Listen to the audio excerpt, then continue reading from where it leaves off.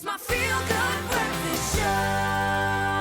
Yes, it is indeed, and I hope that you're feeling all of those feel-good vibes on this morning. Thank you for choosing to start your morning with us. And, of course, it is time for us to have our chat, our health chat, with Dr. Darren Green. And as part of our Women's Health Focus in August, today we're discussing a topic that is very pertinent to South Africa. Now, did you know that only 8% of mothers in South Africa exclusively breastfeed their children for 6 months?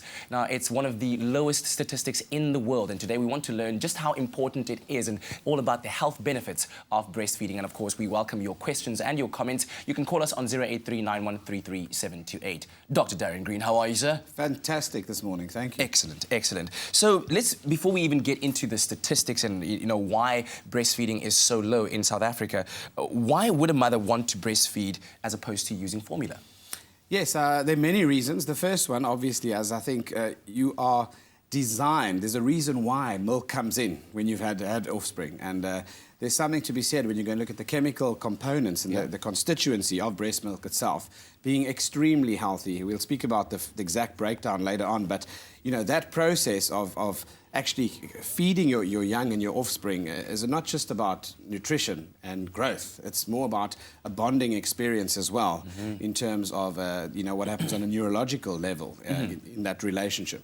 So the advantages of breast milk are numerous in terms of health, nutrition, growth, development, and certainly the bonding process is also something that affects children later on, but also their benefits to the mom and the baby, and that's what people don't know. Yeah, and apparently breast milk or breastfeeding also acts as a natural contraceptive. Is that true? Yeah, well, a lot of people don't know. So the sucking reflex on the breast and the nipple obviously has a sequence of reactions that lead to certain hormones that are released in the brain. Oxytocin, for example, is one of the hormones, and prolactin involved with milk production. And oxytocin implicated in the neurological bonding process that occurs as well. But with contraception, obviously, the sucking reflex on the nipple itself does affect certainly the hormone profile as well as the endometrium's lining in terms of its ability to house and fall pregnant again. Yes. And when should a mother start breastfeeding? Is it something that should be done with immediacy? As the baby takes its first breath. Wow.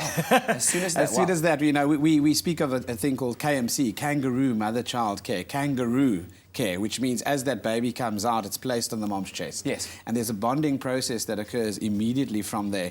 It's absolutely phenomenal, Kat, because what is incredible, they've actually proven that there's a certain scent and smell of the milk on the mom's nipples, for example, that the baby actually picks up and directs its head. So as you lay its newborn head on your chest between the breasts, it actually incredibly is drawn magnetically, and once it finds, it can hardly see those nipples. It's never seen a nipple before, but it can smell, it can feel, and it's led there. And once that association and connotation is made, as soon as possible, that process of rooming in actually occurs. That is where that connection occurs. And there's so much that then happens. Wow.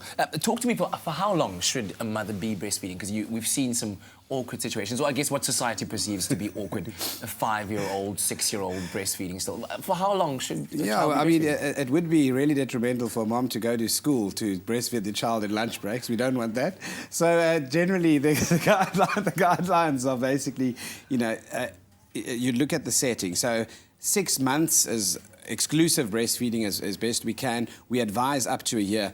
We change the setting, obviously, in our setting. When you look at things like HIV, for example, you've also got to consider what the benefits are and what science is showing. So we'll look at that as well. But understanding that up to 24 months is normally regarded as acceptable. All right, well, we'll come back and continue our chat about breastfeeding with Dr. Darren Green, talking more about the stigmas, the correct technique of breastfeeding. But right now, let's head on over to Zoe. And I hope you're taking notes, Zoe.